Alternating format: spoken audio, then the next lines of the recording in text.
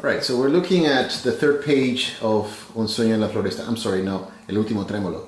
And so there are some difficulties in the fingerings. Again, what I suggest most people is if you are having troubles with bar, just play as many of the B's in the piece open, right? So try to use as much as possible your second string. And so we're looking at just starting off at the very top of the page. You have this switch that takes you normally to this chord, right? And you're coming out of here. Very difficult to connect to this. Right? And then you have this. Or as originally scored. So what I suggest is focus on the second finger. Now you're going to tilt your hand and your intent is going to be that of moving yourself here. Now what does that mean? You're coming out of this position.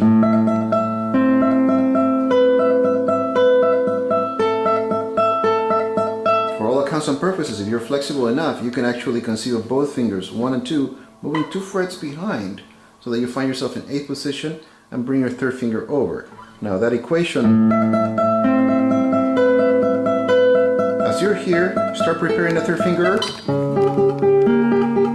You do get that quick there, right? So I suggest, even though you're going to come back to the 4th string, sorry about that, right? You really don't need to be there right away. Saves you from doing this in a full bar and having to jump all the way up the neck, right?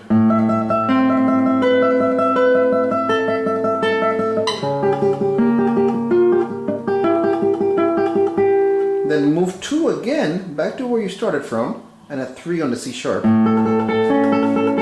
Right? So how does that work? Slowly.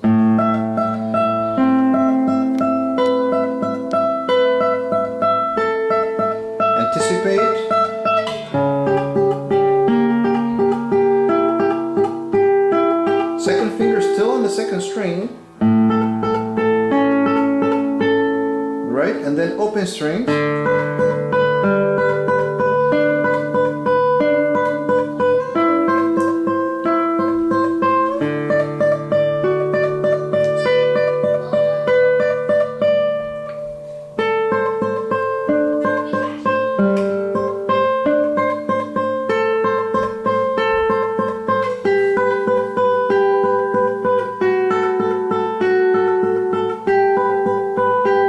Anticipate the second finger. Sorry.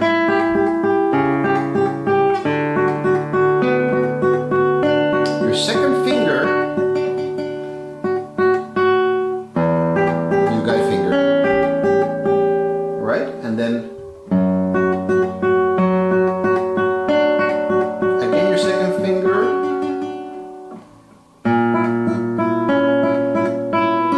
Hold on to that.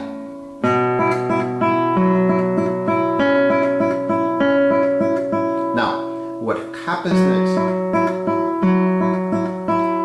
You are supposed to go into bar.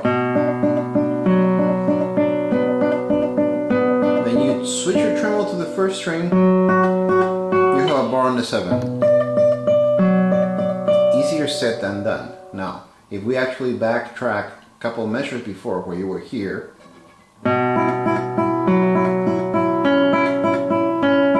notice that your tremolo on the open string. You can jump over here.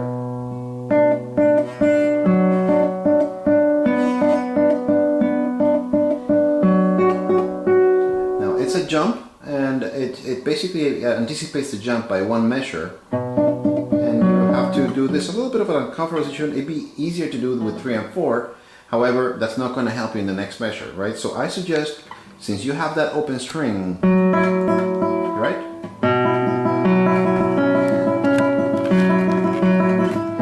Right?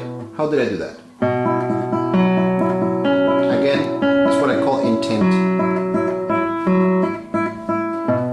Right? That's in slow motion.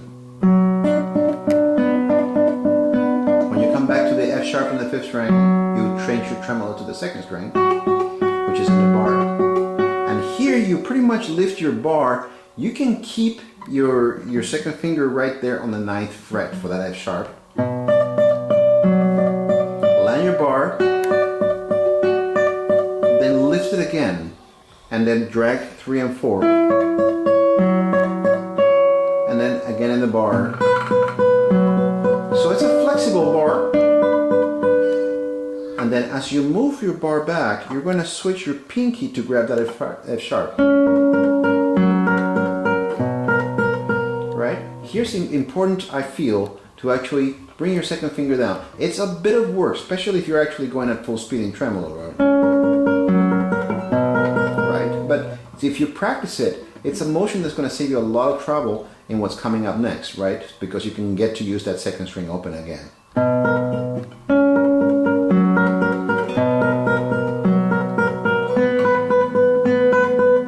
Helps you set this up. Right? And then we move on to the next page. Sorry about that. So, let me take a look, I'm sorry.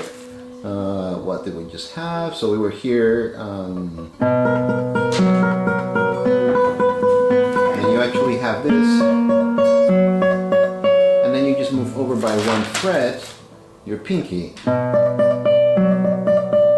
Again, I still recommend open strings as much as possible, otherwise your left hand is going to get really tired. 2 measures over that, and then you stretch out your pinky, grab that C natural on your D string and stretch out to get the E on the pinky. And then again.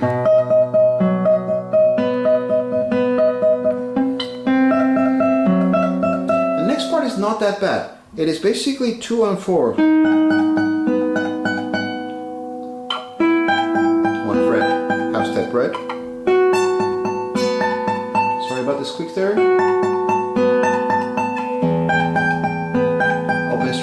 And then 3, land a mini bar, 2, D sharp, keep on dragging your pinky back by half steps, and then he just has you do, oh yeah.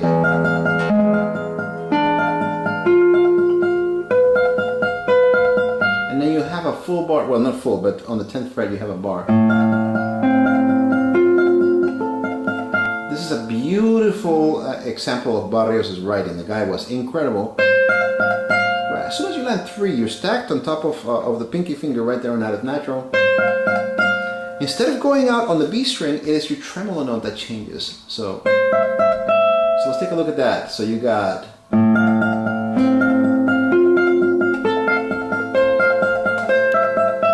and then you just move back. This is just a sequence that is any sequence that is very beautiful. Like a major formation, D major, no, kind of, but exactly a major formation. Then move back, and again.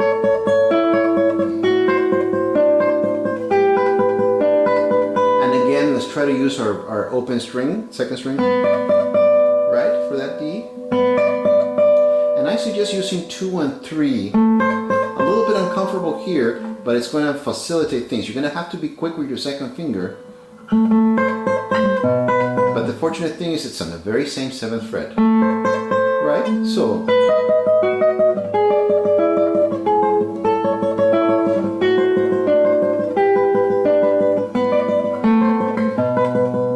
right?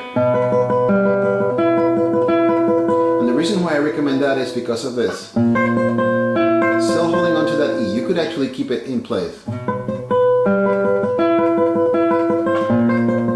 I took it off, sorry.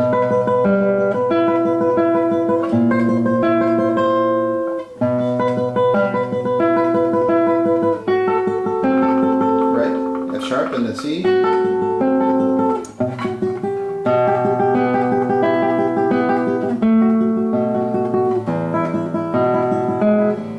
then we actually have the next to last page, which is all in A major. And he gives you a little little bit of a break right there, but I mean, he puts you to work right away. And you could play that in bars as he has it. Right? It's a bit of a stretch, right? Or you could just try to play as much as possible with open string.